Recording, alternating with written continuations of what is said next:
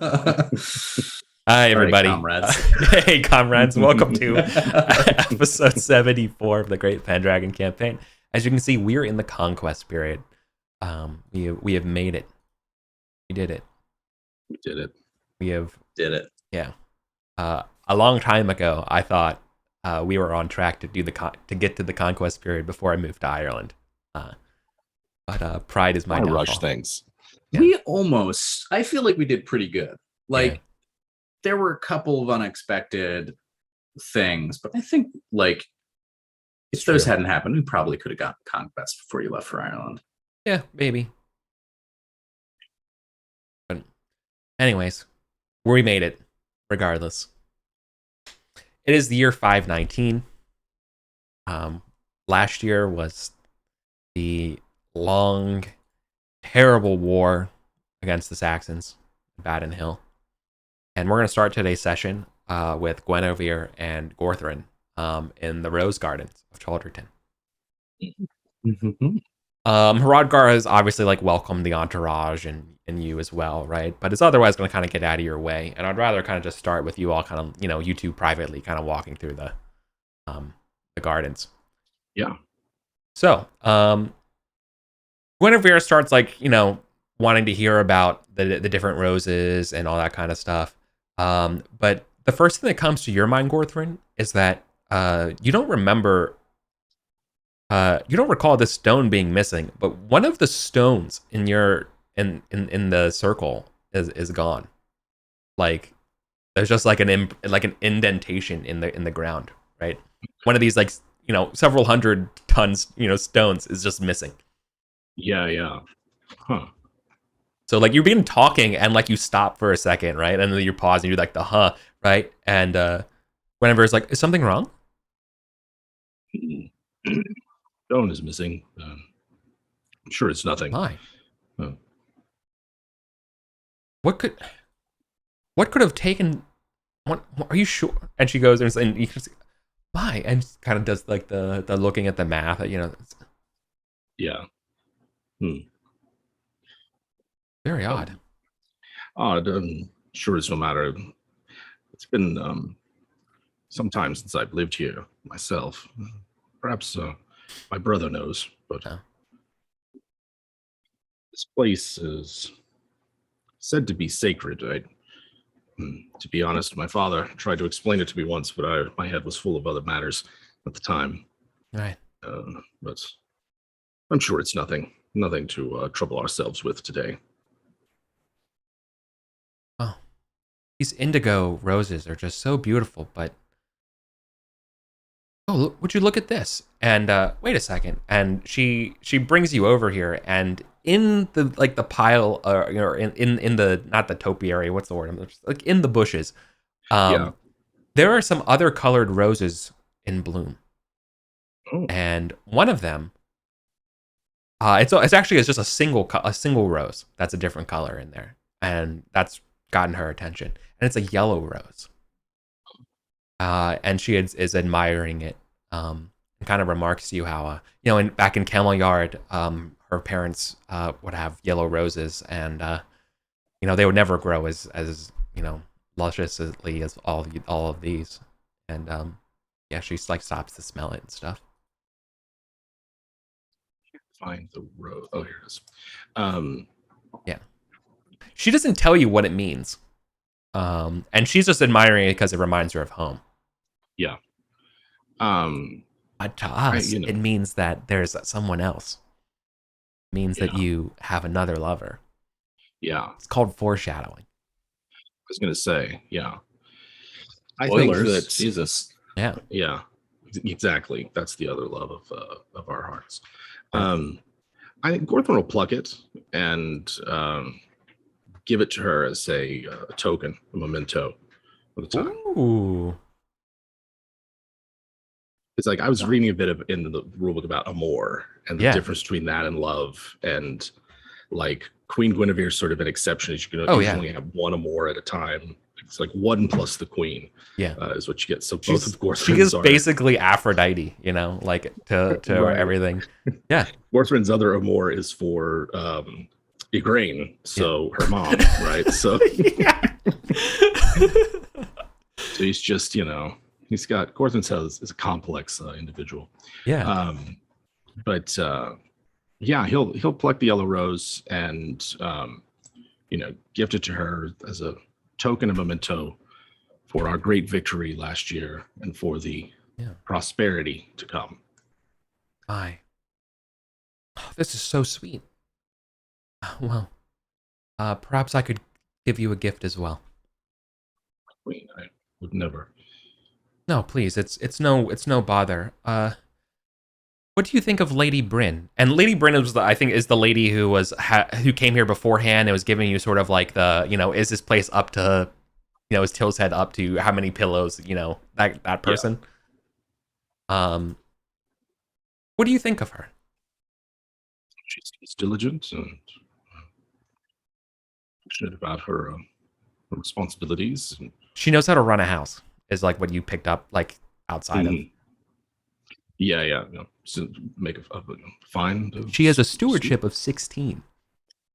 And you might be thinking that Guinevere is asking you whether or not you would like the services of a steward. Curious. I know that Sviderin has gotten quite adept at stewardship for Tilset. Yeah. I don't know how Cholderton's getting along. Guinevere, Queen Guinevere is kind of like asking about Lady Bryn and thinking that, perhaps you could spend more time with Sviderin if you have someone else handling more of the affairs. I think that my wife would be able to think of great many uses for someone as industrious and diligent as Lady Bryn. I've heard she plays the harp. Is that true? Yes, that is true. Harp has always been near and dear to me. Mental note for Gorthon. Yeah, I think Gorthon's not going to turn down an offer. That would be the Queen's going. Yeah, the Queen's literally going to pay for you to have a steward. Yeah, but he will accept her offer graciously. I'm sure that my lady wife will be quite pleased to have the help and time for more personal pursuits. Oh, absolutely. Now, as you continue to walk through this park, Guinevere wants to stop every so often, and I think you should probably make an intrigue test, as this is sort of like just a subconscious awareness.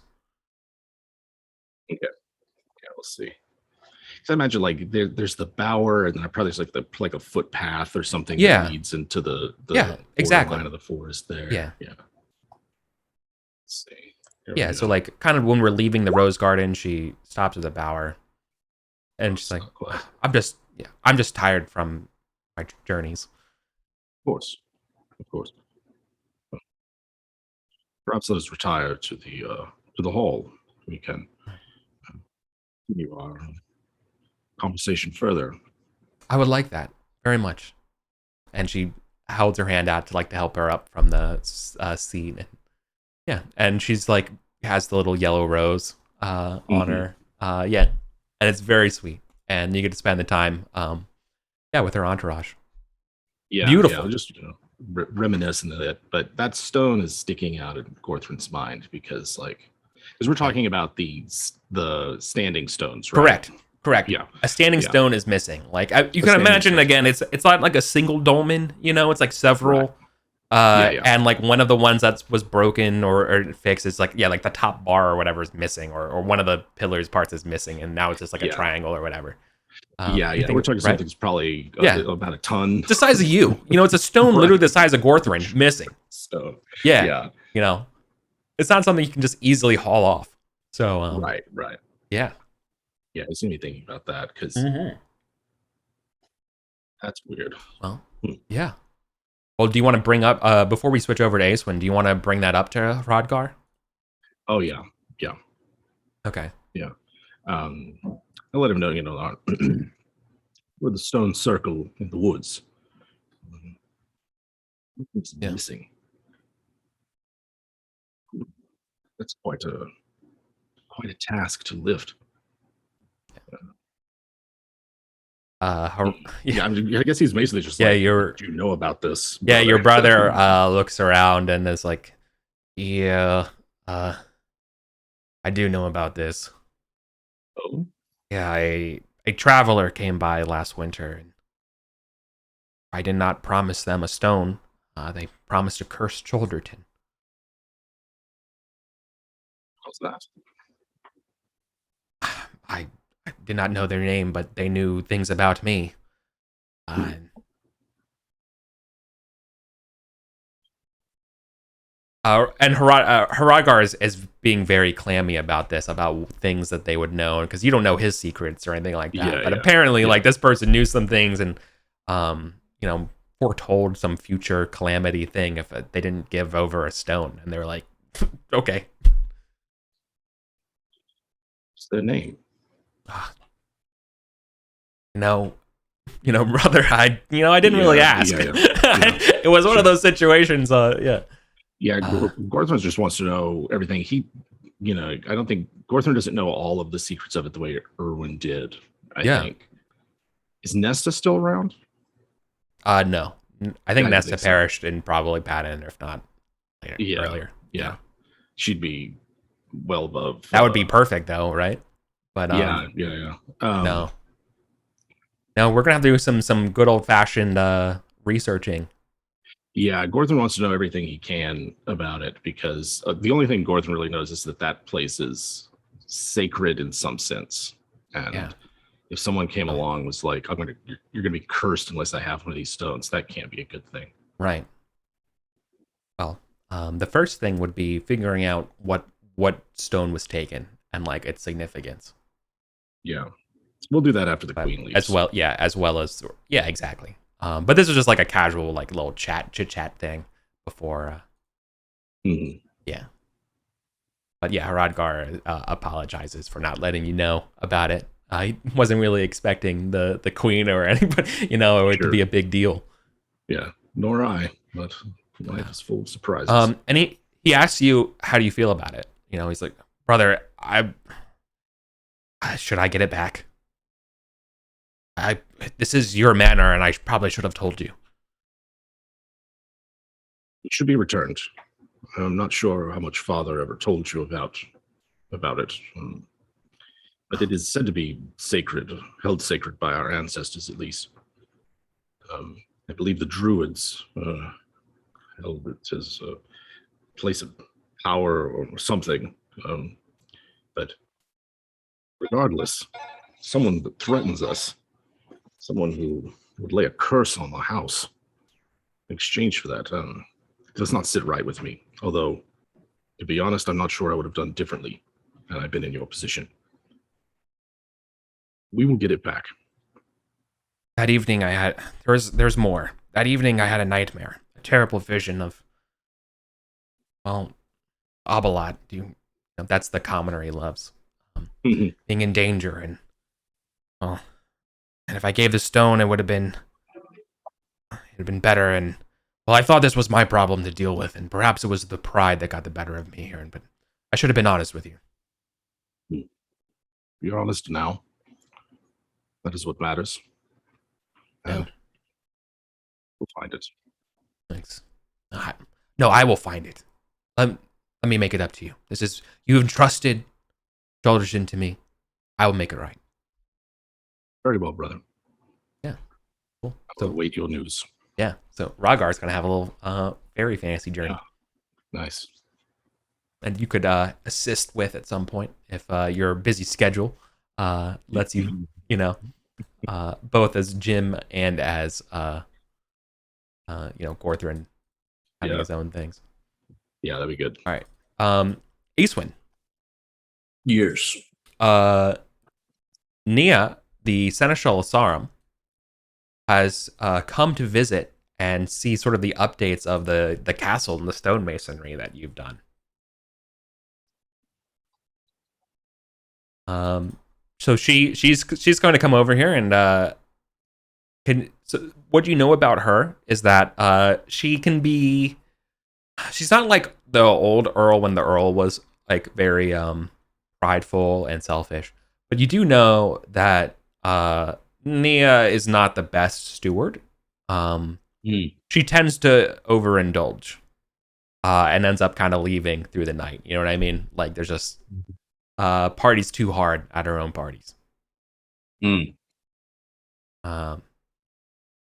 does a good job cleaning up the messes in the morning, but sure. Yeah. And the other thing is that she has certainly been a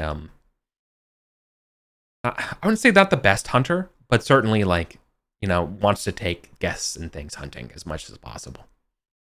So, oh, fun. I'm really glad I bumped hunting. Yeah.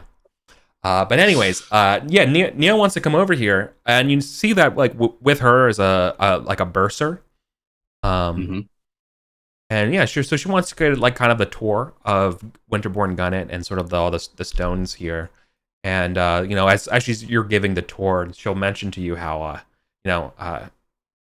back in Sarum when when the workers came over, you know, they just loved working with you a lot. You know that? Apparently, you and your wife were just quite the good hosts. It is one of God's virtues that we're to treat everyone, especially guests, well. If they say that I was a gracious host, it's only because they were gracious guests. Oh. I think you are being very modest. And you can tell that she doesn't believe the words she's saying. That there's something else at play here, and it's leading to something. Like their work has been stellar here. She looks a little incredulous when she looks around. It's like, look, you're not going to believe me when I say this, but they loved working with you so much that they refunded your payment to them, and I brought it along here, and she's going to give you 21 or like the 20 like gold Libram coin from it. All right. It's not the coin that you paid with though. It's a different coin. And that's probably the first like, oh, interesting. It's in like the Rofus, you know, this is in like Aeswin's gonna like look to Gwern. Yeah. This is Gwern's world, and the family has trusted Gwern forever, so it's gonna be like kind of look over, be like Gwern's gonna be like this did not happen. That does not happen. Okay. No yeoman stonemasons are gonna give up their money. You know what I mean? Yeah. Like no one does that. Even in heroic mythic fantasy, contractors get paid. With that in mind, Aeswin's gonna be like, proud though I am of how well we treated the stonemasons, I can't accept this. The work is done. They've already left Sarum. This money would go nowhere else. Except for your pockets. Please. It certainly shall not go there. No, well, it's not the Earl's money. It's not my money.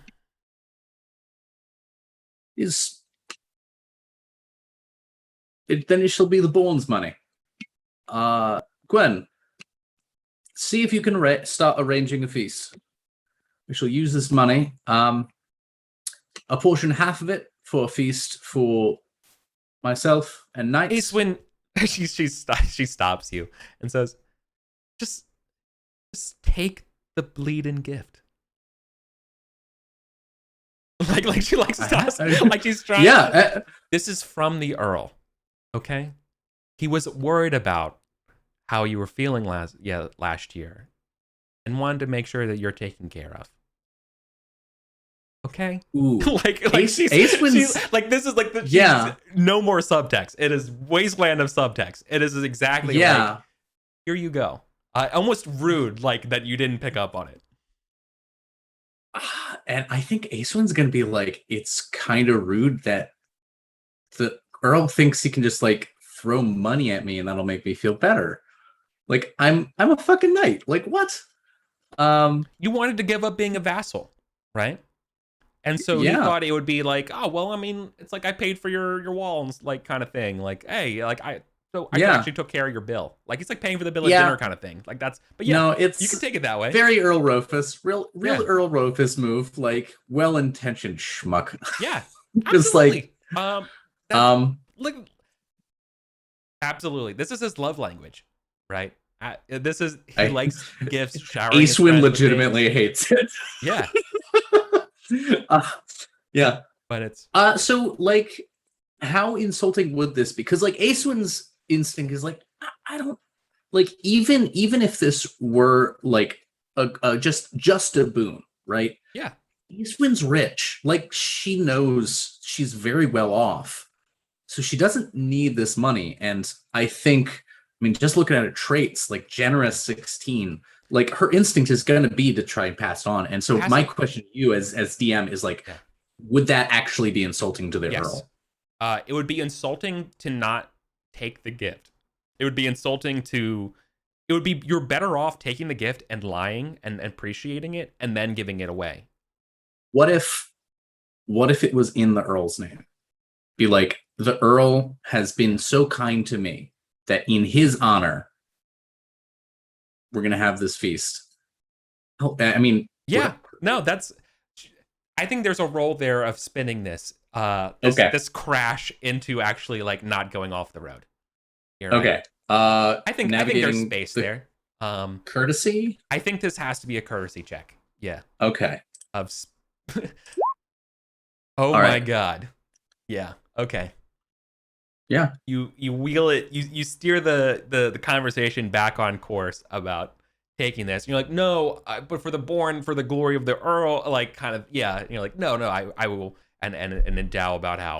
Here's how it is. Yeah. Here's how it is. Aeson's gonna spin it right. The Earl's concern was that I was giving up being a banneret, right? That my responsibility to these other manors as my Vavasaurs, right? So it's going to be, I'm going to spin it as like, I'm taking this as a show of the Earl's trust, and I'm recommitting myself to my obligation as a banneret. And so I'm going to have, this is my vassals, like a feast with my vassals to recommit and renew my kind of dedication to the task. Love it. Yeah. Hey. There you go. Yeah, she's happy about how that goes. Okay, good. Yeah. And I think you should check hospitality for the way you spin this around, and because I don't think we're gonna play the feast out, but the idea of spending money for your feast and turning this around. Well, it's only because we have other feasts to do this year. That's all. I know. I'm fucking worst GM. GM fucking flirts with the idea of having a feast and not commits. Bullshit. That is feast, man. Yeah. All right. So let's talk about feast because we're actually getting to it. This is gonna be the first year where this is gonna happen, but I kind of want the idea of there's gonna be two different feasts going on at the same time. Like the Earl and Gorthrin and a lot of the knights are off in London at, especially the round table ish type stuff, right? While Acewin and like Naya and Rodgar and everybody are going to be like still, around Sarum. And so the idea that we're kind of like going to be interfacing scenes, but they're actually different courts. Is that okay? You want to give it a spin? Okay. But that's the idea. Right. So like Gorthrin and everybody, you get to ride out and go to London, for the first time and go feast with King Arthur and everyone while, and go sit at the round table while Acewin and everybody, like Acewin, you're kind of like, not even the Castellans are going to be here. Like the Castellans go with the Earl. So it's kind of like, it's a really like low key feast. But you're kind of you're not in charge, but you're certainly one of the most notable people around. Right. De facto sort of bumped up a notch. Yeah. So you're left out, but you're like highly prominent in this place that you're left.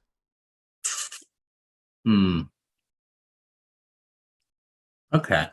I also updated the feast page.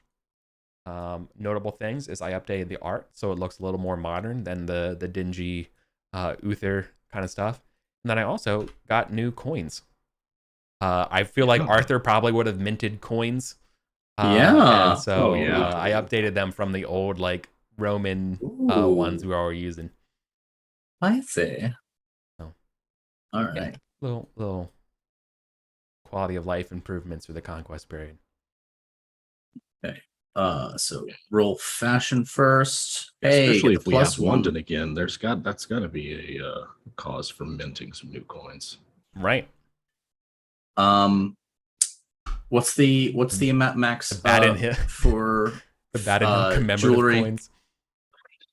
Jim, what's the 3. cap on how much you 3? Okay. Yeah, I think so. Okay, so I actually get +4 to this. Oh, so close to a crit. So close. Taste it. Yeah. Still near the salt. I like near this. I think near the salt is good for Acewin and for Colin. Got to be able to draw those cards, It is the most cards. Still at 3 cards. No, I do 4 now because I crossed 8,000. Oh yeah, last year. Did you break? You broke 10. You broke 10, didn't you? Nope. 600 glory from breaking 10. Yeah. Yeah. But Jim did. 680 to break. Okay. 7,452. 11,000. I think I'm starting catch. It used to be like a 3,000 gap, but now we're down to 2,000. Yep. Pull this head out. Okay.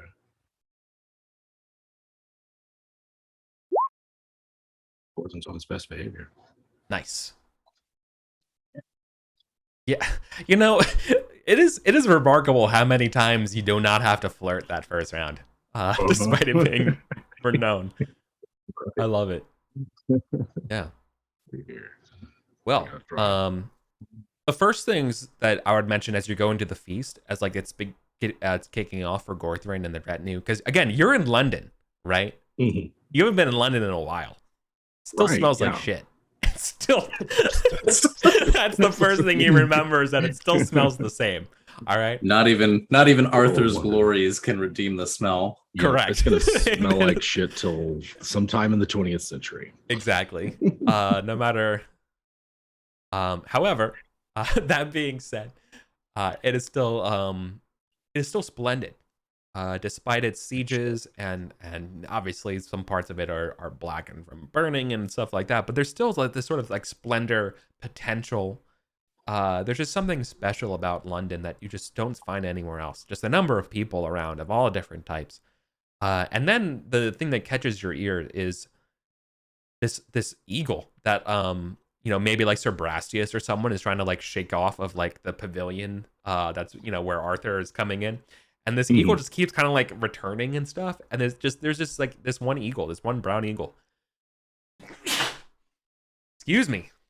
Could not stop my narration and my sneeze. I was trying to get the narration done for the sneeze, but never happens. So forgive me about that. An eagle. But anyways, yeah, there's just this brown eagle just like flying around. I mean, that's got to mean something. Yeah. Eagle. What could it must have to do with like Rome or something. Yeah. Good. That's what Gordon would assume. Yeah. Meanwhile, Gordon, I think, is starting to come to appreciate the supernatural a bit more since this sort of miraculous victory at Baden Hill. Yeah. And as promised, we'll be getting into more of the Til's Head fantasy stuff. And that's what I'm trying to seed. But it just turns out it's like, oh, wait, just kidding. There's this battle after battle after battle. Right. So I'm going to try to fix that for you. All right. So are these your cards, Gorthrin? Yeah, these are my cards. And we've got Keep Dancing, which is a keeper for just... Yeah. If he succeeds, he gets a checked flirting. Nice. More food, always popular. I like this next one. Popular. You are popular tonight. Everyone seems drawn to you. Keep this card. While doing it, you gain +2 genealogy per round. If you roll a success on proud or a failure on modest, you must discard this card. That's a real good one to get first. That is I had that one. I think I had that one last feast we had. It's real good to get early. I love that one. Yeah. Yeah. The other one is A Man for All Seasons. Of course, I like popular. Yeah. Only it's you and a few other knights were promoted to be the Knights of the Round Table. You were the new Knights of the Round Table this year, right? You're the first batch, the creme de la creme that are filling in this most esteemed place. So yes, you are given you're the belle of the ball. Yeah. He's gonna eat it up. This is the greatest night of his life, except for since the last time it was the greatest night of his life, kind of thing. Right. Yeah, we'll keep the popular. Yeah, stonks only go up.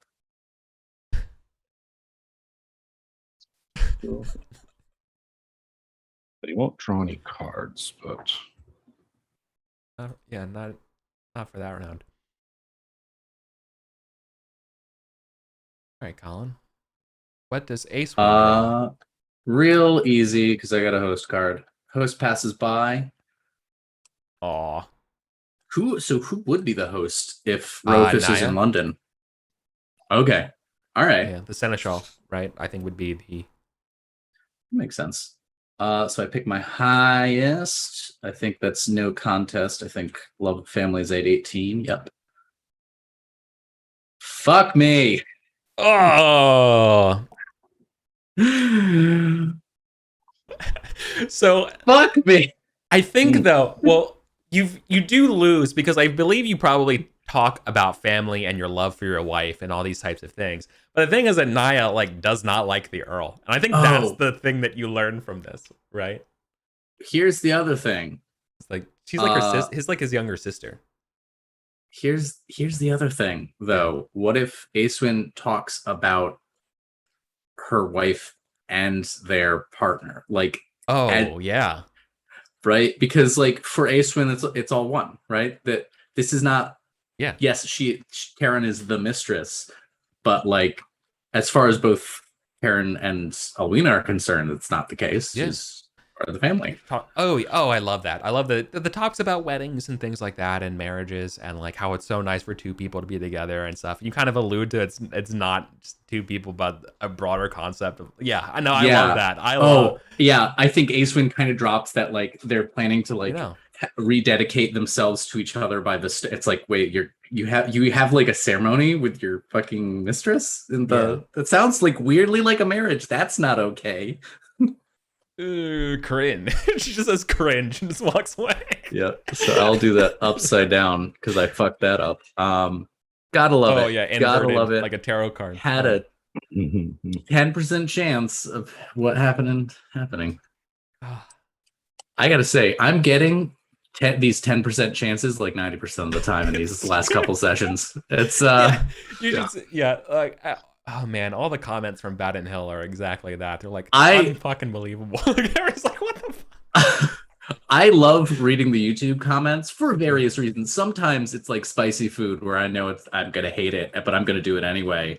But the sympathy I was getting from YouTube comments was, oh boy. It's needed. All right. Back to London. Yeah, back to London. All right. So he gets I don't have access to. Sorry, I don't have access to the coins to get myself genealogy. Oh shit! Yeah, you know what? I didn't give you that. Controlled by. 1 second. All right, this is gonna be the shared coin, and then we can just go. The master coin. There are some things in this world money can't buy. For everything else, there's master coin.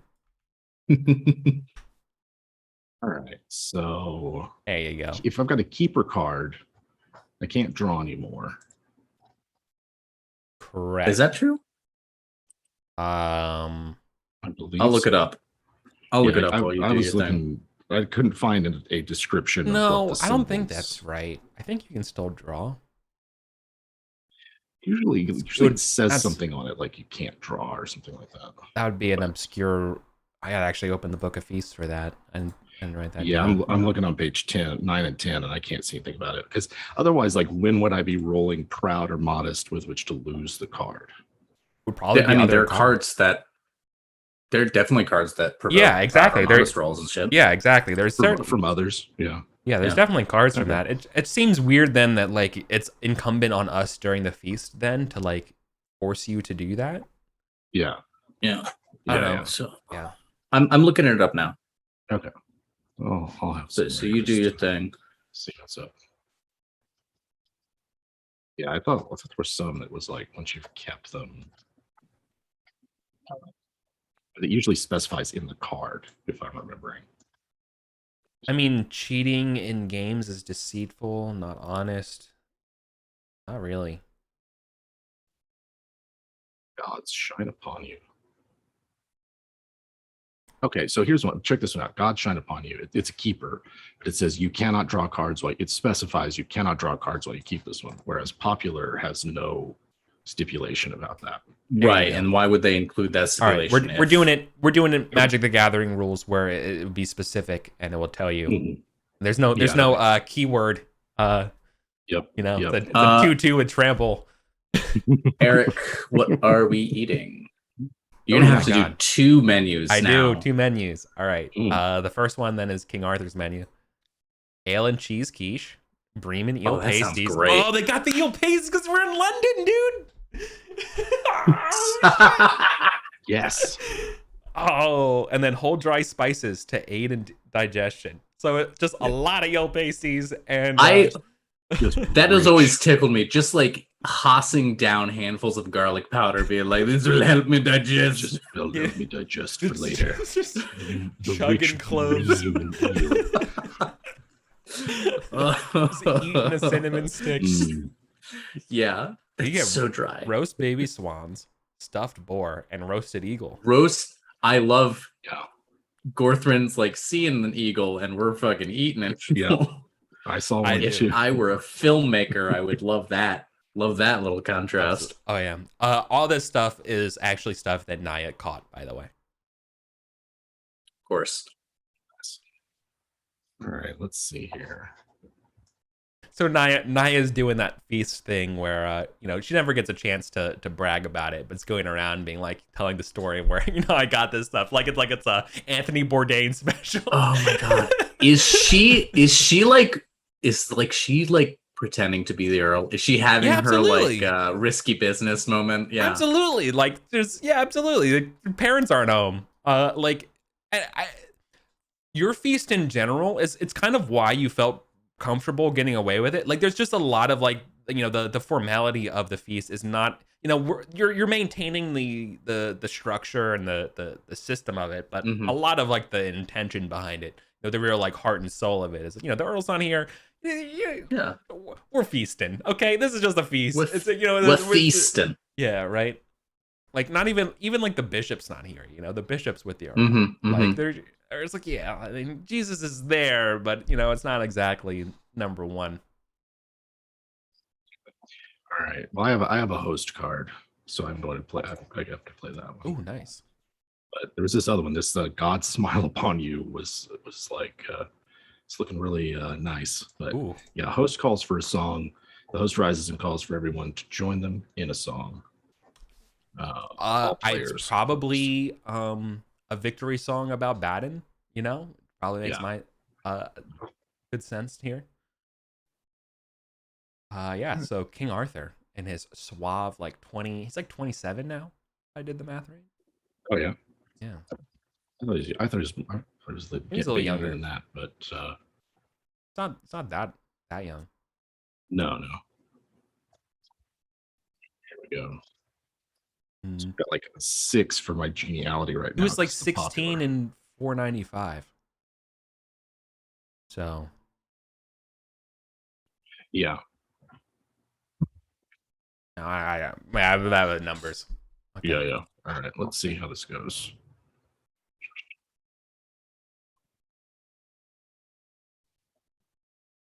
This is my singing. Oh my god. Hey. Plus 3 geniality and singing. Check. Of course. And Jim, you cannot stop critting. No, you are not allowed to stop critting. As the thing. Just to be clear. It wasn't mean saying there's some cosmic thing. I'm saying you have a moral obligation now This is to like never stop critting. this is like literally like the musical episode, right? Of the feast of like everyone's doing their number, and then like Gorthrin comes in at like the pinnacle moment, right? And like just covers belting it out. And you belt it out with vigor and completely in key, which is probably it just wells up from underneath him. I don't know where that came from.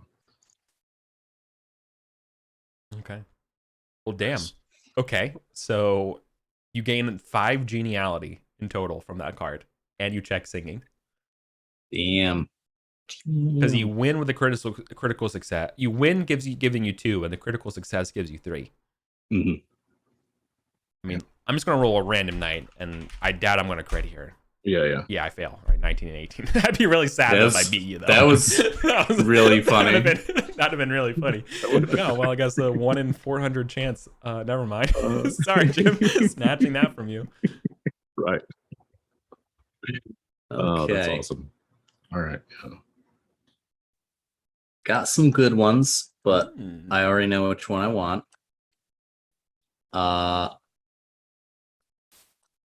It's going to be a tie between great deeds, but I think I'm going with Gentlewoman. Yeah. Because again, my fashion is 9. No, my fashion is 10. Like, Aeswyn is actually almost good at dressing herself. So the idea that like she's done well this feast, but there's a Gentlewoman who sees that promise, is like, ooh, like I can spruce this up even more. And I think Aeswyn's loosey goosey enough to be like, oh, you know what? Yeah, primp and preen over me. Absolutely. Gorthrin's not here. I get to be the fuckboy now. Yep. So that. And that means this is one I can't keep drawing cards, but that's fine. I think I'm gonna get hammered for the rest of this feast. Be a good feast for it. Yep. I love that.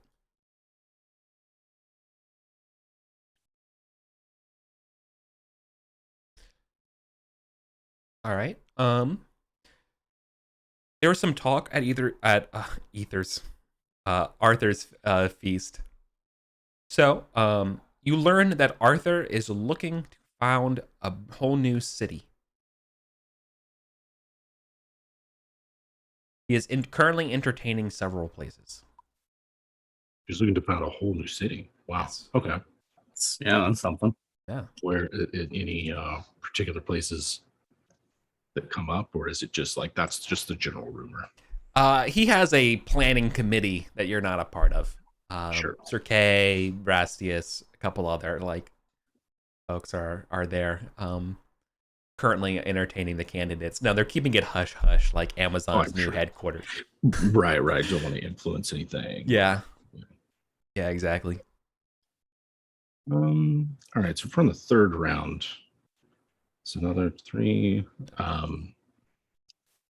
think Gorton's gonna. His party's been great. This is a wonderful feast. What a great way to celebrate our first year back in London. Like having a great time. But Gorthron is not one to want to rest long on his laurels and wants to end the feast with like, okay, what's next? Where are we headed next? Are we, are we in domestic matters? Is there any more, wars to fight? And so I think he's trying to just gin up some rumors. Mm-hmm. Okay. Gossip, I guess. Yeah. So give him. Right now, any of the courtly skills he's rolling with a plus 14. So now's a good time to make use of that. Intrigue.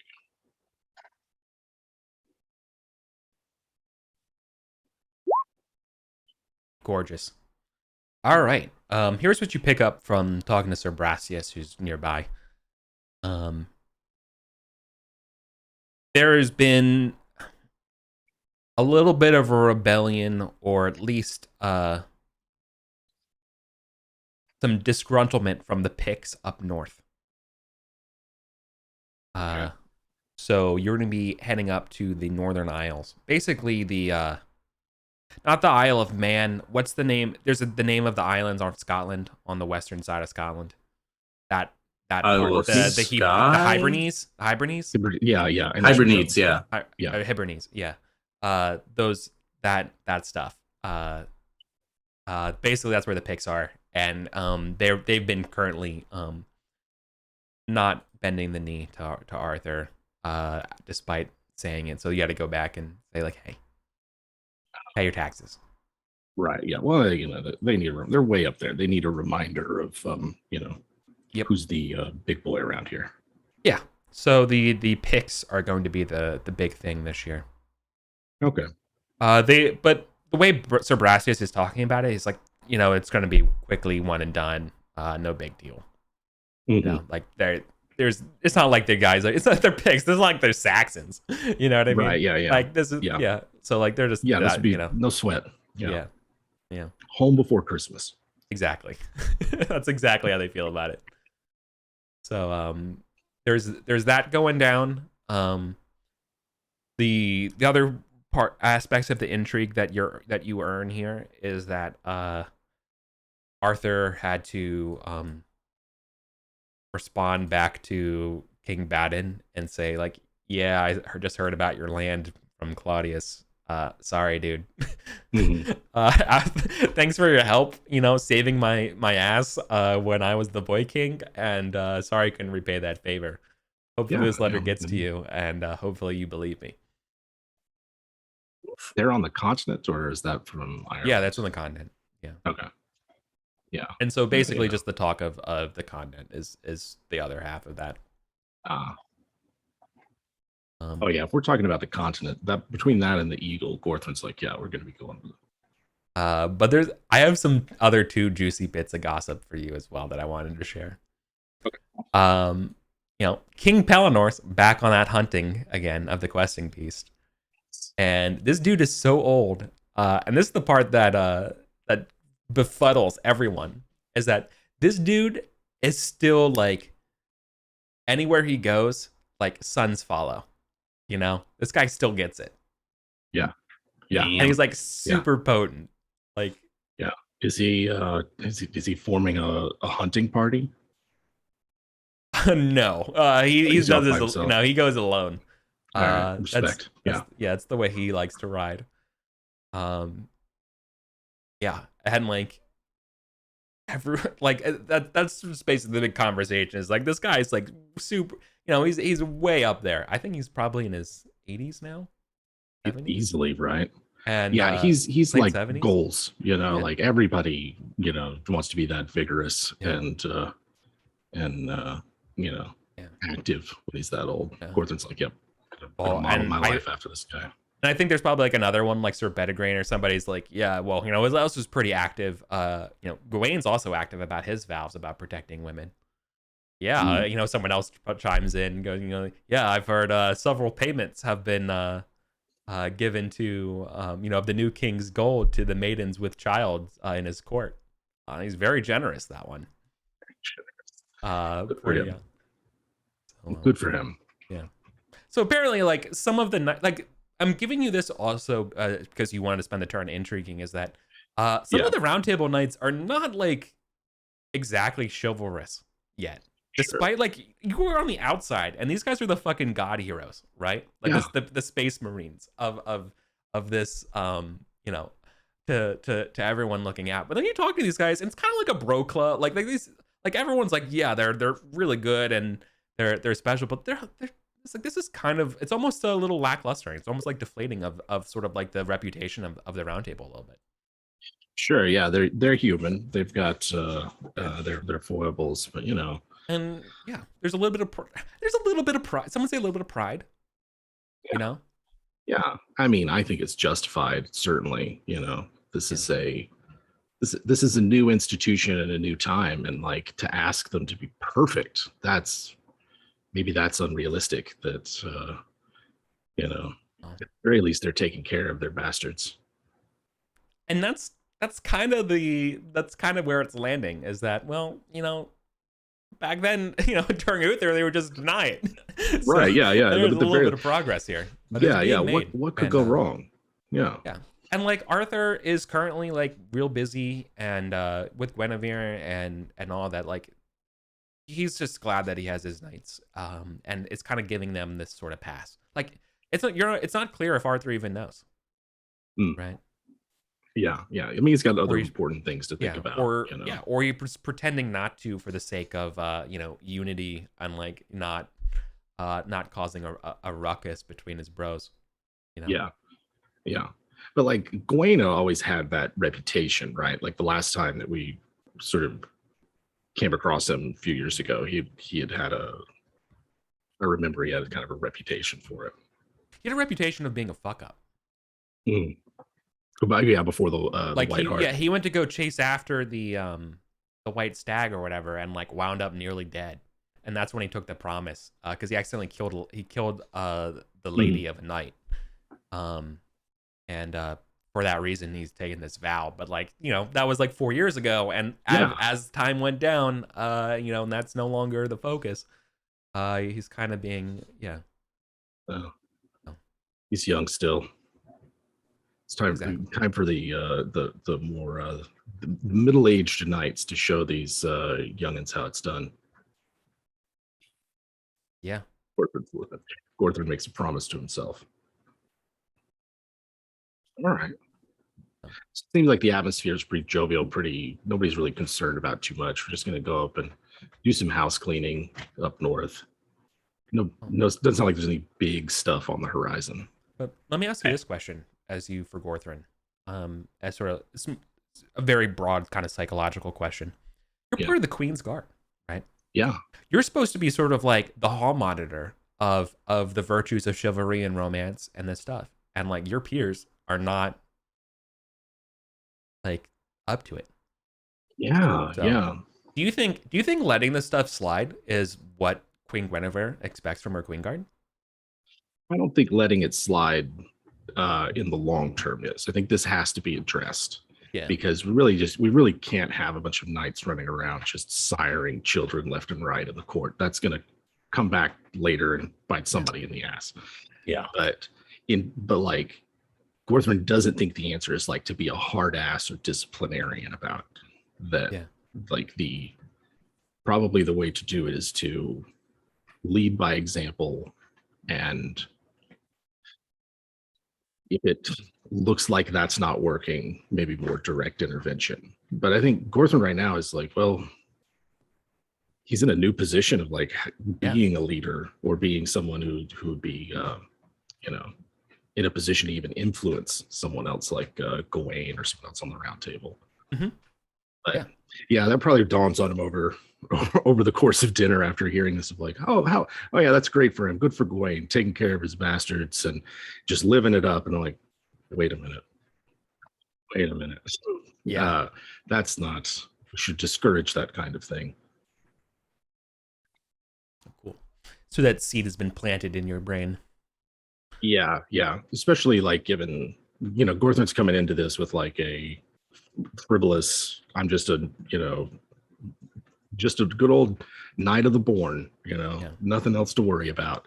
And probably realizing as it goes on that over the last year, that's no longer the case. Like between being a castellan and a round table knight, has a responsibility. Awesome.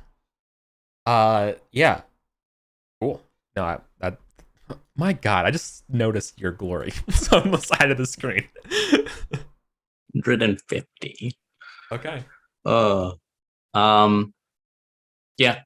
Getting drunk. Gonna drink drinks. Temperance versus indulgence, right? Yeah. Temperate versus indulgence. Crit on temperance. Hey. That's not one I need for chivalry bonus. Never mind. I don't care. Cool. So I think what this looks like is that she is. Oh God, maybe Acewin's kind of playing host right now, and yeah, I don't know that Acewin's going to get along with this. Look, this is that time. This is that time of the feast when Naya's pretty much like fucking, Naya, yeah. 3 sheets to the wind, like yeah. Oh boy. And so like yeah, and so like you kind of end up playing host and kind of keeping it in. Yeah, just tossing the dishes around.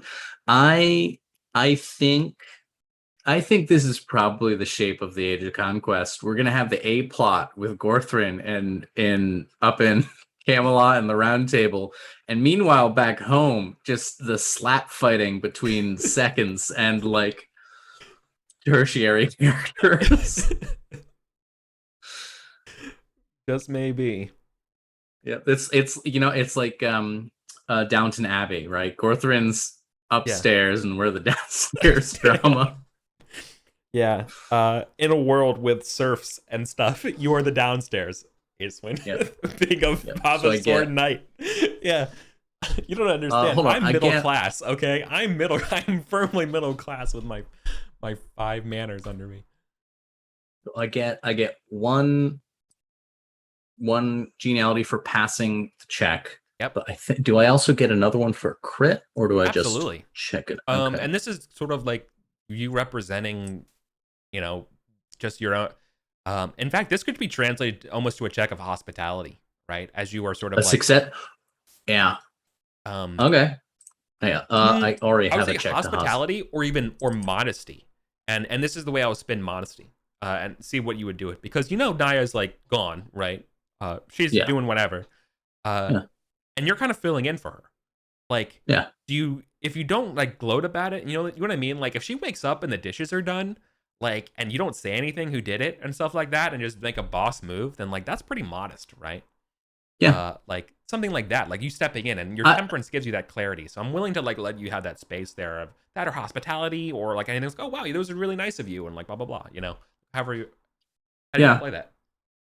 No, I like that. I like modesty, because modesty is creeping up there. It's at 16 already, so it's pretty notable.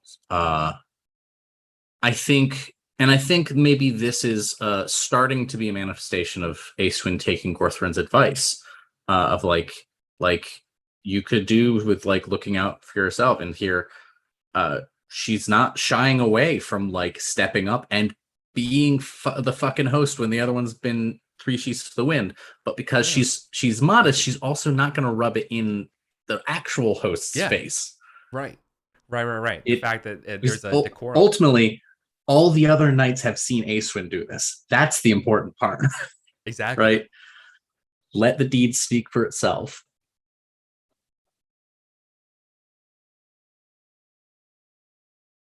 Nice. How many rounds is this feast? It was 3.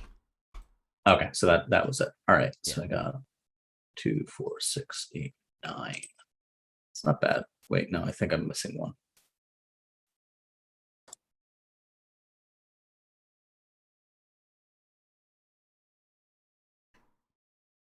Each round. Got sure.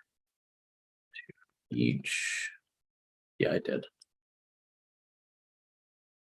Passing. Crit. All right. So I got 9 plus 2.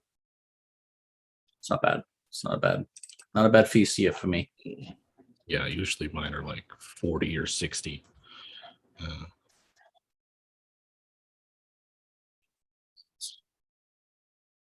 Nice. Getting up there. 570 to go. All right.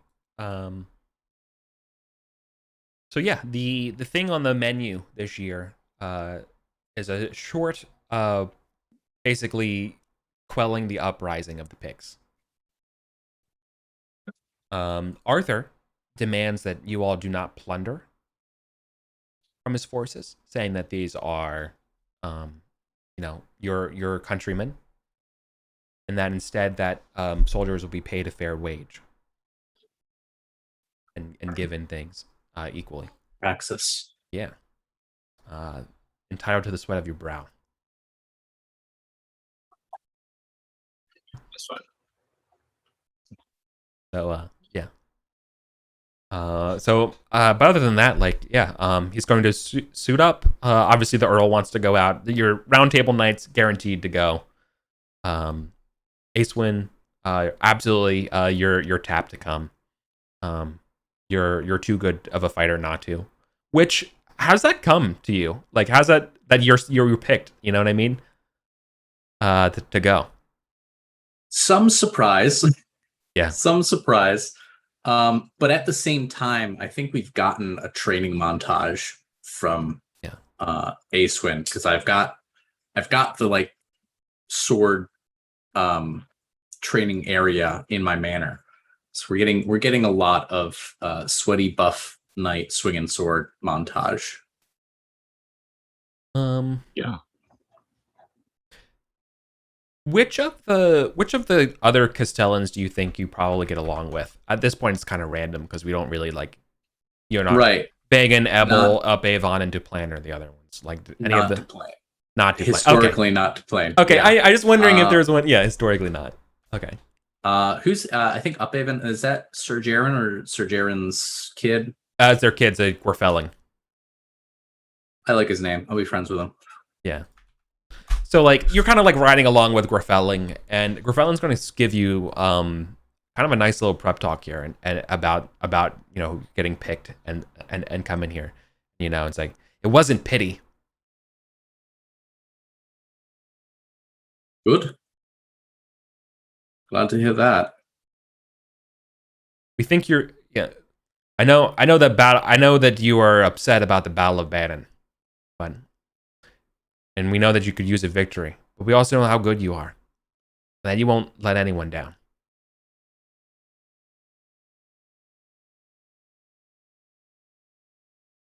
I certainly will take that faith to heart.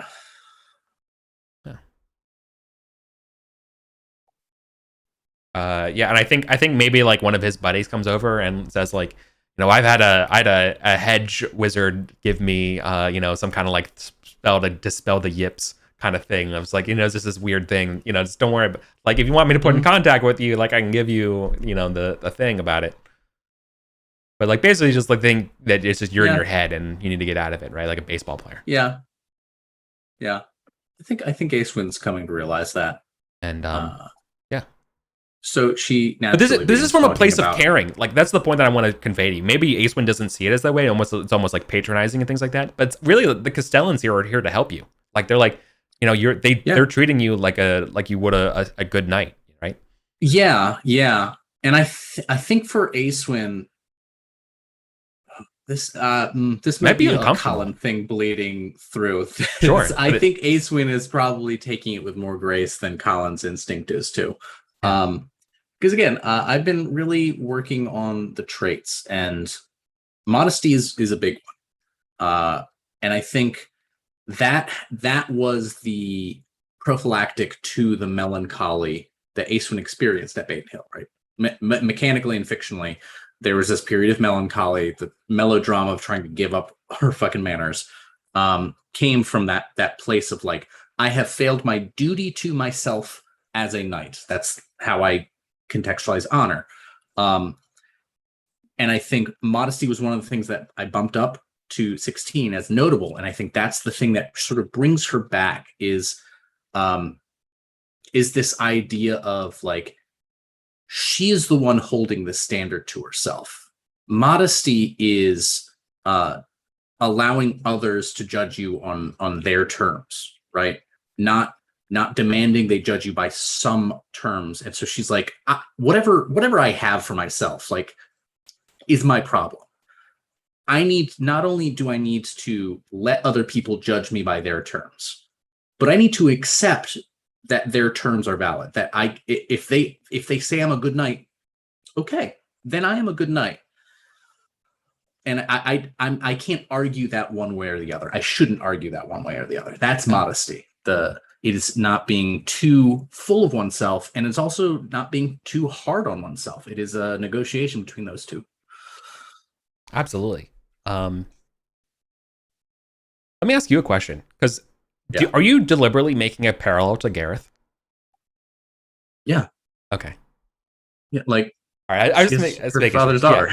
Yeah, okay, and this is also the route that Gareth went, right? So like I just wasn't sure because I wanted to let other people who knew Gareth pick up on that, but I wasn't sure if that's what you were going with. No, that we Ace One doesn't know.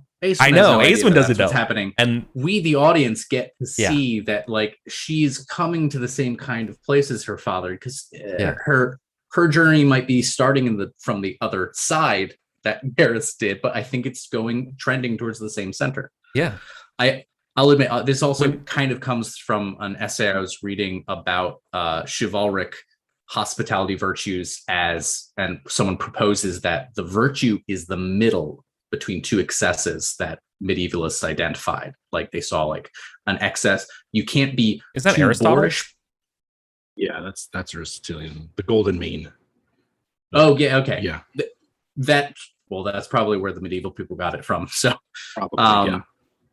But in the context of the Green Knight is what I was reading. And it's very interesting the specific excesses that the medieval world saw and therefore what the center was between them. It's pretty cool. Yeah. I super dig it. And I love the idea of when you're facing a crisis of who you are, both you and Gareth come to the same conclusion of like, get out of my head. What if it's not about me and I just focus on others and like do everything else not about me? And what does that look like? And like, it's really cool. You start just focusing on other people. You're like, you know what? That's fine. And not gonna deal with it. Yeah. So you're also now known for your modesty.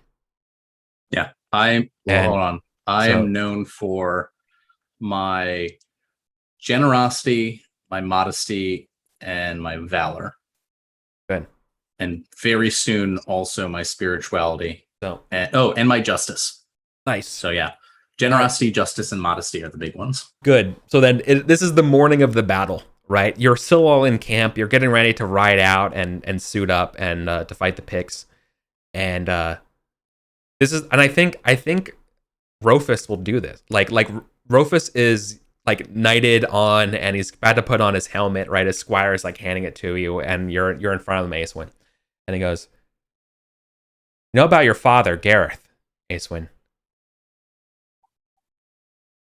I know a great deal about my father, and there's a great deal I don't know about my father. A word reached to me about what you've done for Naya, this feast. Your modesty reminds me a lot like him.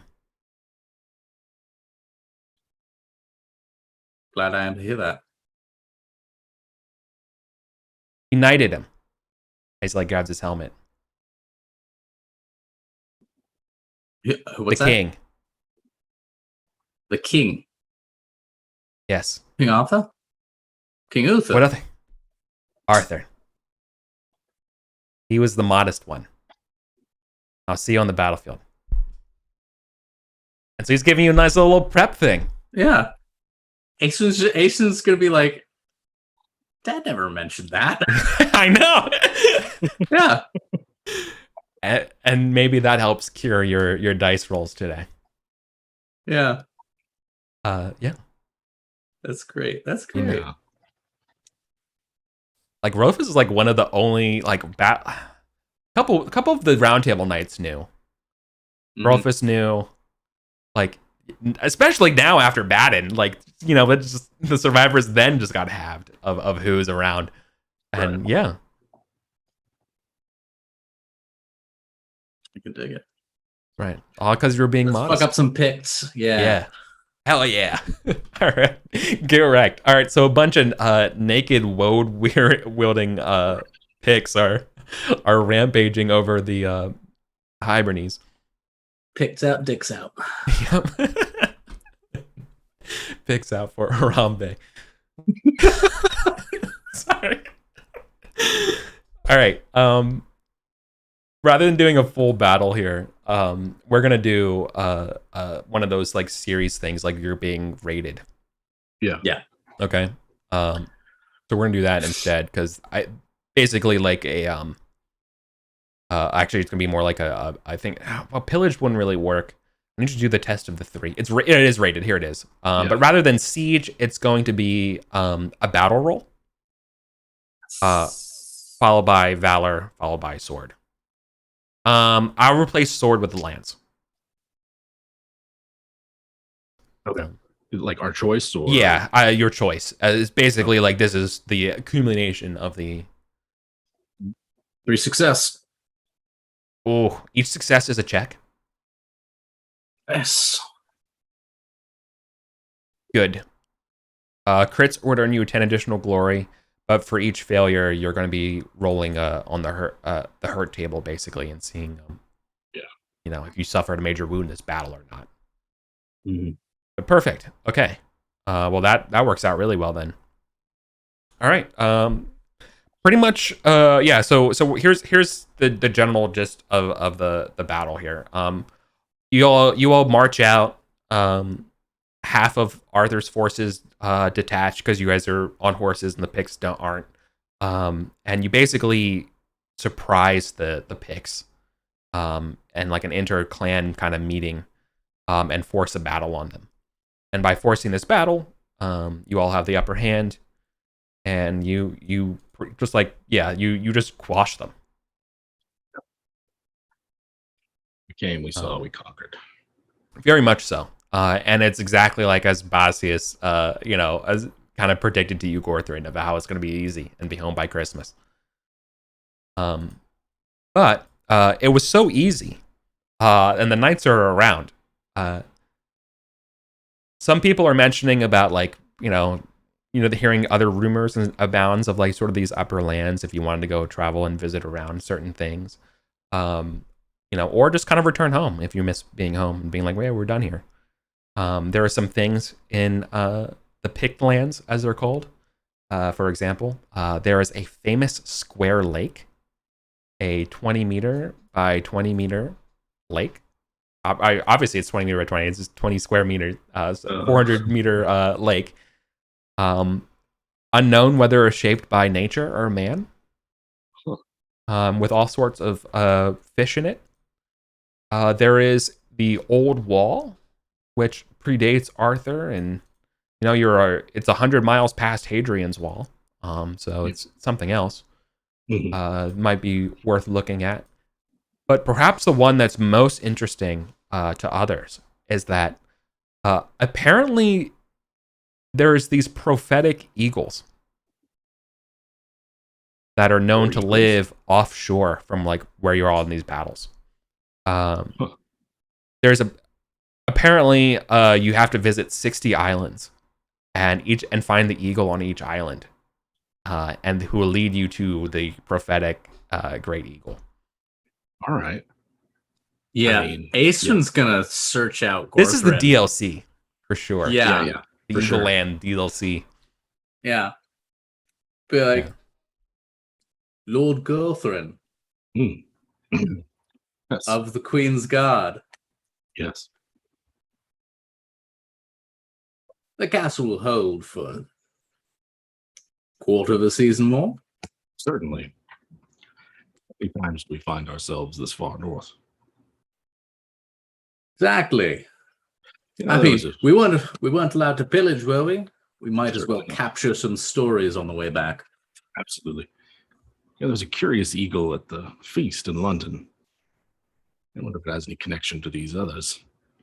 We had a delicious eagle at the delicious eagle. How am I with boats?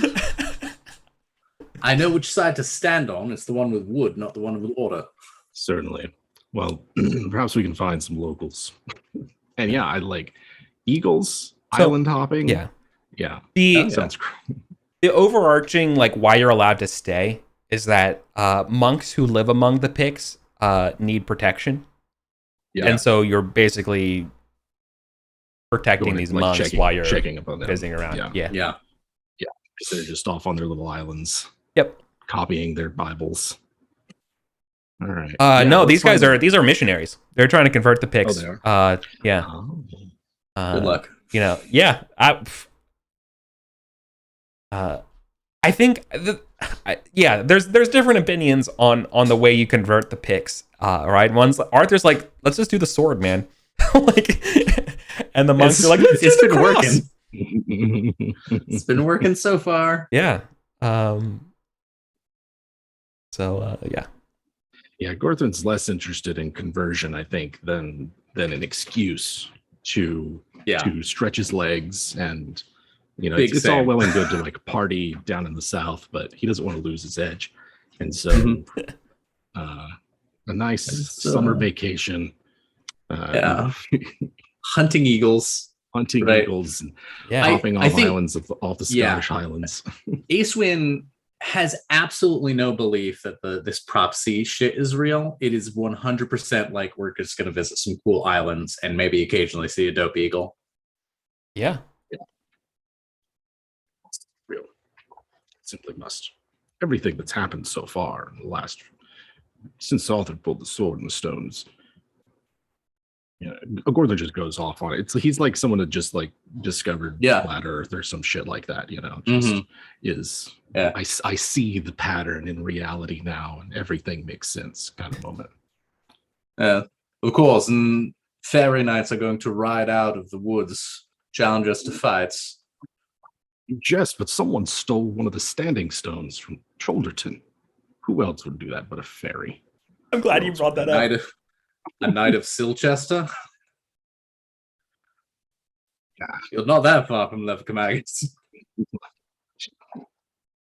Think Acewyn.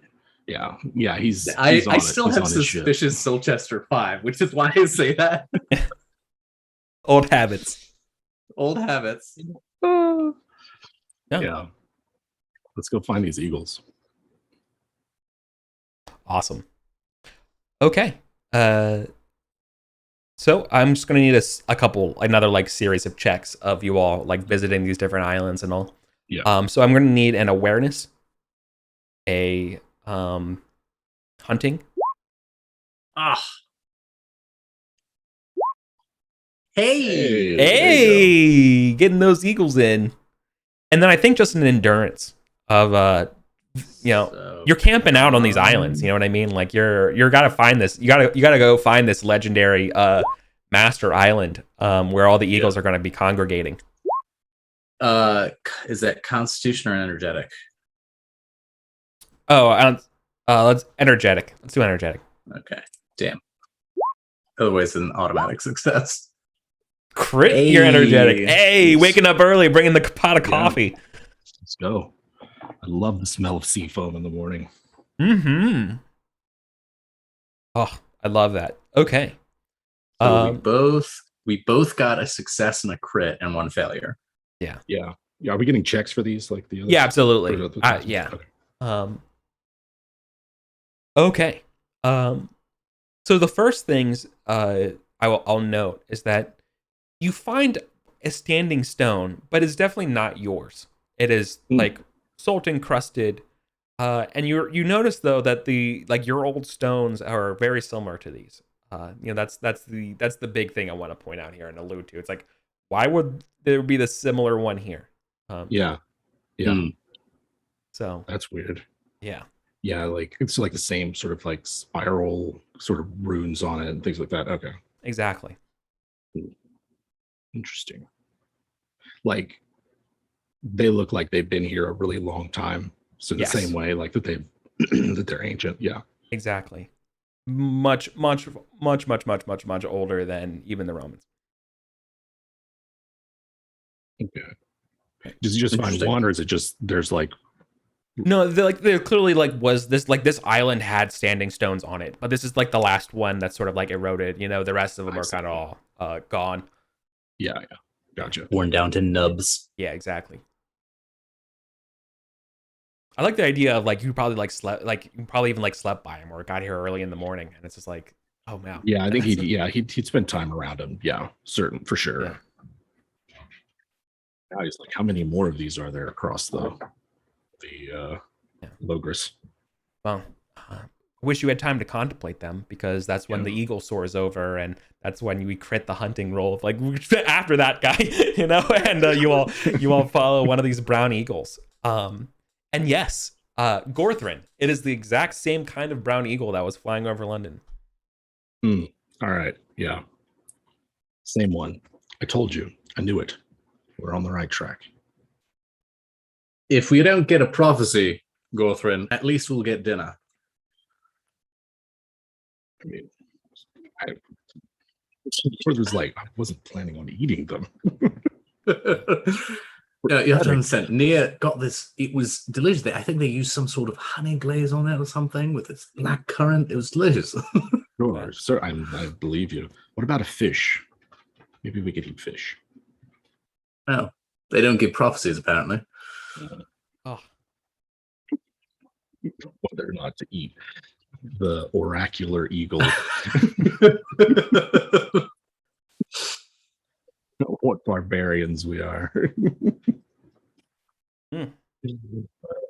Yeah, we'll keep on until it just becomes, it's either time to go home or I mean, we both roll the energetic. I think we're game for it. Yeah. Yeah. When are we due back? No, you guys are awesome. I think there's just more of a montage of you all swimming and go into these islands hunting these eagles down. Until like the montage is going to wrap up as you all are like exhausted, soaking wet in your armor, dripping, seaweed dropped on your boots. As you all come across a copse of trees, just ornaments dangling off of them, these birds, eagles, like many eagles, like several dozen, just silently like looking around. You're the only ones here. You can barely see the edge of shore from the rest of England where you came from, right? Yeah. The rocks and water is getting in the distance. Yeah. You don't know what you're supposed to do unless you like make, I don't know, maybe like a fairy lore or some kind of like test for maybe even religion. Yeah, those are not. Gorthrin just assumed that the clouds would part and visions would be bestowed. So he's probably standing there. You say there's that there are let's go. So no. Same thing. You say there's like people have left offerings and things, like little gifts. No, that's the here. It's completely bare. That's what you were told. But like, right? Okay. The eagles, it's completely bare. And they all just kind of sit quietly. Well, we're supposed to talk first. You've been told this is called the Rock of Prophecy, and that's all you've been. The rock, right? Yeah. Gorthrin is gonna just sit and be quiet for a while. Like, I think these things, if they're going to come, it might be a small thing or a notion or a impulse in us. It might not be obvious. And so he's gonna take his sword belt off, set his stuff down and just kind of get comfortable and plan to spend a while here. Like not through the night, but until like we have to go back kind of thing. Yeah. Acewin's down for that. Acewin's going to like strip out of armor. Basically, she's gonna treat it like a vigil, sort of like the vigil we took when we were before we became knights. Gonna stab her sword into the ground so it's like a cross and do some Our Fathers there. I don't think she's really buying into that this is going to be a prophecy, but she's certainly like, what, this is an opportunity for me to sort of talk to God a little bit, see how things are going on that front. Her spirituality is not low, so I think she's got some little bit of piety in her. Yeah. When I was a boy, I spent some time in Sarum with the archbishop or the bishop there, and they spent some time criticizing the old Romans and their divinations and the like.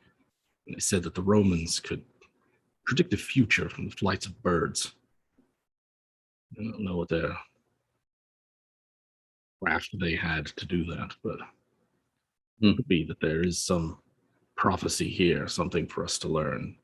Gordon's just like idly kind of making chit chat while Aeson's trying to pray. Yeah. Like, but yeah, he's gonna spend some time here. I think maybe actually spending the night on the island is what Gordon wants. That is not a bad idea.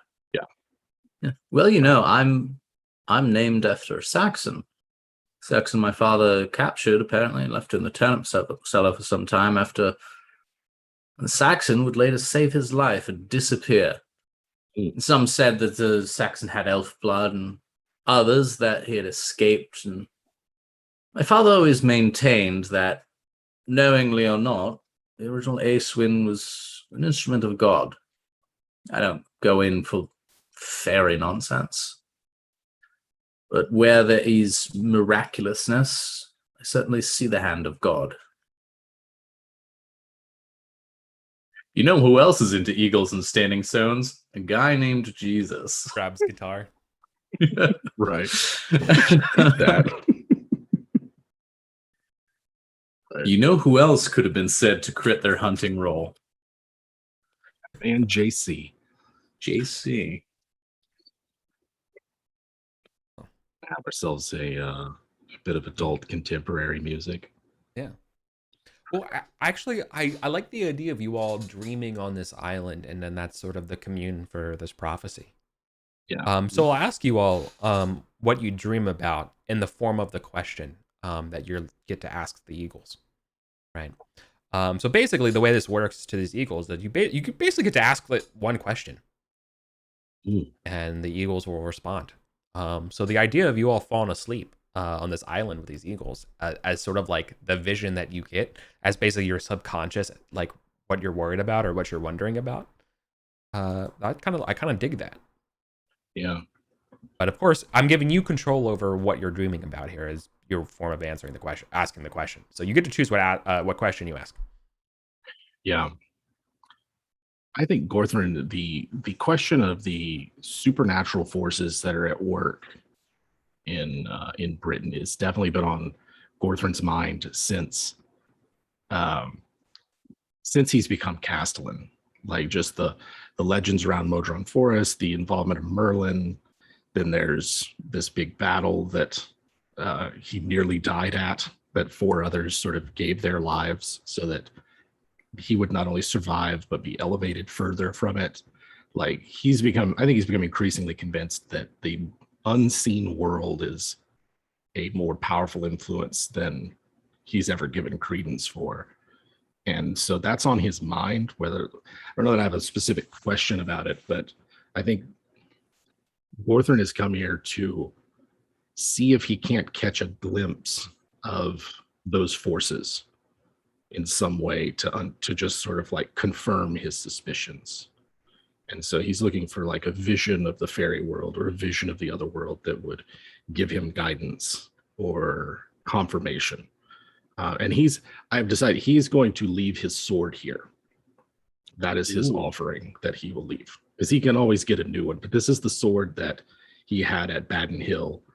And he will leave it as an offering of sort of like a symbolic of like putting his strength of arms in trusting the supernatural forces to sort of carry him through that way. He'll probably do that before he goes to bed, like leave the sword close to the eagle's nest or like on the ground from it, just like laying on the ground. I think Aeswin's question is a take on the anxieties that she's obviously been struggling with, right?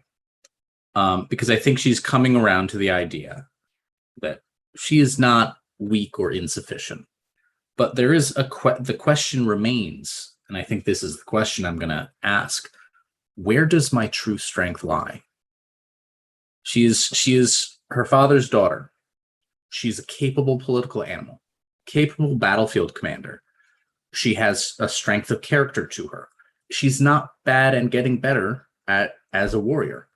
And her kind of questions like that, like, if I am truly capable, if I have these strengths, but like, what is my true strength? Which of these many paths, like, do I hurl myself down? I can answer. I'm still thinking about Gorthrin's question, but I can answer your question. Oh yeah. Honestly, I think you just have a blissful, pleasant dream of Alwina, Karen, and like your children, and like especially your children, and like Ainto and everyone and that your strength is. I think you hear the eagles just like we remain, right? And like you look backwards and you kind of see like you're surrounded like in the distance of other family, like you're members of their family. Like imagine almost like a great field, and like each of your pockets through time of your families are together. And like this is you remaining. Yeah. So often both Gareth and Aeswin have focused on the context of the remain part. But I think this is the first time Aeswin really considers it's not I remain. We remain. Exactly. And that is exactly what I'm trying to get to with the Eagles. Yeah. It is. Yeah. Is what you pass forward. There. Yeah. Yeah. All right. I can dig it. Yeah. I'm looking at pictures of the Hebrides right now, and it's just like there's just grass. Yeah. It's and rocks. Barren rock shores. Yeah. Else. Yeah. And not even that far above sea level either. Like well, thankfully back then it's not like they burned it all for charcoal. So like there's a little bit more woods in this version than what we see now. They haven't gotten to it all right? Yet. Yeah, we haven't completely deforested England yet. But well that's coming. That's the old woods still remains in the year 519. But yes, it is still like wood. it is salt, damp rock, like just craggy. Yeah, exactly. It's everything. Yeah. So Gorthrin, let's talk about your dream, because your dream, I want to narrow this down to a specific question, and it's like, is magic real? Like, is kind of what you're asking, right? Like, is essentially is there a power beyond me, right? Yeah. And I mean, on one hand, the answer I want to give you is, sorry for not being as poetic and picturesque as Colin's question, because this is a little broader, but maybe you all can help me flesh this out. There's always powers bigger than you, and the answer I want to give is the duality and the changing of powers from the pagan powers to Christian, and this sort of revolving cycle. And you can see like the great wheel kind of spinning, and that there is still great power to be had from the past, but it's certainly leaving this world. And you can see it. And I think that's the power of it that you see, is that you see, I think it probably starts with these stones, and you see them weathering down. But I think that I don't know if you see like a cross like be like grow like a tree like over them, like I'm not sure how that kind of looks, but like there's like seasons of magical power and things over this world, and that you can see that there's a new change, there's a change coming. And I think you can see that like you're not, like there's giants, and like you see like the bones of giants, you see like the and sort of like sitting on top of one like the transitionary period of the standing stones to like the green like Victorianish pastures, of like the walls and their churches and things of the future. These the ravens, and these eagles are just like they're sitting there and like see like a pagan standing stone get worn down smooth until someone carves a Celtic cross in it, and then that also gets worn smooth until it's just a nub. Until it's just a nub. Yeah, somebody takes it and turns it into a stone for a building or something. Yeah, I really like that idea, like of there being you see rock time. Yeah, like the Celtic cross gets worn down until it's used in a pagan like gathering place, and then that gets broken, and a part of that is used in a church, and then the church burns down, and like a pebble gets pounded into mortar for like a stone wall, like just all the way up until modern England, right? Yeah.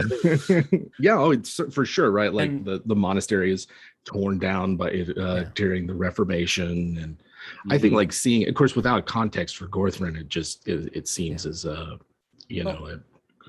of almost an unsettling vision. Yeah, and that's what it means to see something bigger than you. It should be unsettling. Yeah. Like, he did ask for it. It should make you feel small, and that's what this feels. And it's that feeling of like you can sit there and like you can like in your dream you have that sort of like almost like an active what do you call it when you're an active dreamer? Lucid dreaming. It's kind of lucid dreaming, and you can control time.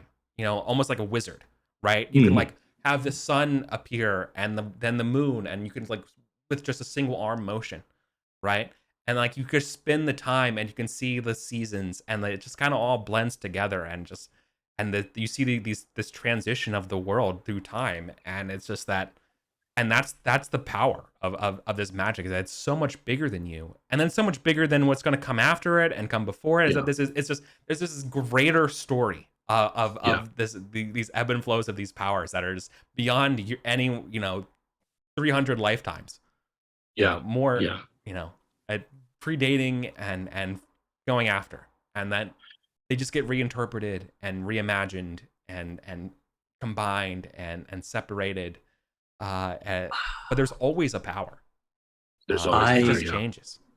I don't know why this reminds me of Terry Pratchett in Lords and Ladies, when he's introducing elves, and like I looked up the quote. It's great. Elves are wonderful. They provoke wonder. Elves are marvelous. They cause marvels. Elves are fantastic. They create fantasies. Elves are glamorous. They project glamour. Elves are enchanting. They weave enchantment. Elves are terrific. They beget terror. Yeah. Absolutely. I think that's it, because like Gorthrin is looking for a glimpse at this these forces that move through his life, that he can feel sort of the effects of, but not see the cause. And like just last year, he's swearing, we're going to build a kingdom that'll last 1,000 generations, but that's clearly not true. Like, what? And I think like what would Gorthrin do if he saw a galaxy in perspective? What do you just too much. What do you even do? It's too much. Like, what if you zoom out that far? You're like, oh. Yeah. Well, first you negotiate the Bachal. That's when you see a galaxy. So I think he's definitely unsettled in a way of like, not like terrified, but certainly like not comforted. Humbled, certainly. I think probably like takes like kind of what I want him to take away from it is that there isn't anything he can do to change any of that. That whatever moment he's in is the moment he's in, and the point maybe isn't to try to make it last or to influence it, but to ride it. And not fight it. And that's a huge undercurrent, is that there is a path that the world's on. You can influence, like there's influence, but there's also whatever power, whatever power is there is there. Clearly the powers that he sort of identifies with are on their way out, but that doesn't mean that they'd be good. That stone is going to stay there for a long time, even after the runes are worn away, even after the it's fallen. It's still there. Like even when it's broken up, it's still there. Like the continuity is maybe what is also wave, like impressed upon him. It's the quote. I'm rewatching The Good Place. The quote: "The wave is just another way for the ocean to be." Right? It's just that's a different. It's still the ocean. It's a distinct thing until it's not, but then it's still the ocean. Yeah. To recognize that you are the wave. Like you are being carried by it, and you are a part of it, but you will never be the whole of it. Yes. Yeah. I like that. Yeah, it comes away unsettled, but I think ultimately with a greater sense of peace about it, because like whatever's going to happen is going to happen. Mm-hmm. Yeah. Cool. I thought you were going to ask stuff about the future, but you all were just like, get these questions. What do we? I was considering. I almost ask, am I ever going to be Earl? Yeah, and you could have asked that, and I have to answer honestly. I could have asked that, but like I don't. You're modest. If it were Gareth, if Gareth absolutely would have asked. Yeah. Gareth would have been like, "Am I ever going to be Duke? Yeah. Or when am I going to be Duke?" That's the question. I don't even think that Aeswin and Gorthrin like talk about their dreams after. I think we both kind of understand that we've had an experience, but it's kind of a inarticulable one, right? It's like, can I follow up on this and say like as like the closing scene, is it like your squire is fucking finally finding you and you're like dehydrated and like you know what I mean? Like is there like a like that is for like that deniability of like, did I actually dream this thing or no? Do you want this to be more real? I love it. Like Gorthrin's squire and a Downey like show up and Gorthrin's squire is like, I told you they weren't dead. Yeah. Right. A Downey like slips him a copper. Okay. Yeah. Yeah, like it's a dream. It's just it's a strange, disturbing dream. You know? Yeah. And this is like, how many strange, disturbing dreams have I given you, Gorthrin? Not many, right? And Erwin had a lot. Erwin had a lot, but I don't think I really given you many. It's a family thing. And I think, yeah. Oh, okay. So then the way we're going to end this year, as like sort of like in the wrapping up of this session, then is I think Gorthrin, like you wake up from another like kind of a similar dream of the dreaming this again, only right in front of your eyes, like next to your bed, is your sword that you left here. And I think that's like okay. Yeah, that's that. Just like months later. Right? Yeah, exactly. Like completely, like you're back to like just doing dumb shit for the Earl, and you know what I mean. And like all of a sudden, you're tossing and turning in your dream, and you just wake up, and your sword is right there. And the sword's right there. Like that's good. Yeah, that's good. All right. Cool. All right. So that is the year. that is a 519. Hell yeah. Oh. Good stuff, y'all. Very good.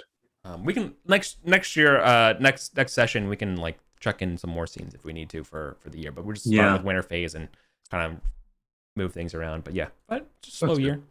We can get more into politics and stuff. Yeah. Aeswin's definitely. I'm thinking what Aeswin's gonna do based on the dream. Well, we'll talk about it next time. Yeah, I think she's gonna buy like a family. Everyone's gonna get a new jumpsuit or something. Okay. Everyone's we're all getting the same tracksuit. Yeah. Team jersey. We're tracksuit family. Yeah, she comes in. We're tracksuit family now. It's all the rage in London. Great. Yeah. Beautiful. Yeah. Cool. Well, Colin, I know you need to. I'm going to announce for you. Colin's working on his BattleTech. He got his minis. Oh, fuck yeah. Kickstarter stuff finally arrived. It's, they were like, we've done 80% of the distribution in North America. So it felt really good to be in that 20% for a while. It's nice to be an elite member. But I did finally get my stuff. I am in love with it. I'd love to play someday. It'd be great to play someday. Yeah. Yeah. Yeah. Love inside jokes. Love to have one someday. Yeah. And Jim, are you still in the writing mines? Yeah, we are. We are still writing and like, lessons learned. No regrets, but lessons learned because it's definitely in the weeds on it. But the light grows larger, and we hopefully be done by the end of November with the principal writing our book. So and then it's off to the whatever. But we're doing all the art direction now, which is like a real big motivator, because it's like, oh yeah, this is a real thing. We did a thing, and it's not just a crazy idea. There's like other people involved, and so like that's that's really cool. But yeah. Hey, that's awesome. All right then. If nothing else curses us between here and next week, we should be good to go. Yeah. So we'll see you all. Can I plug? My partner is streaming right now, and it's I think they're doing a charity thing. Maybe not today, but soon. So One Lucky Kai is their channel. Keep an eye out. I know they're doing a like charity stream soon. I want to try and get as many people donating to that. It's your husband's birthday? Probably. Today's their birthday. They have it on their. I just looked. They have it on their. I wasn't gonna say it if they weren't putting it out there. Is the thing. I wasn't gonna like. Okay. They're weird about their birthday sometimes, so like I'm not gonna broadcast. But they I'm looking now. It does say birthday stream, so they are being upfront. Yes, it is my partner's birthday. Okay. Please come to their stream. Yeah, I'll host after. So thank you all. Yeah. So we'll see you all next time, and yeah, enjoy One Lucky Kai's and wish him happy birthday. Yeah. So, all right. Bye everyone.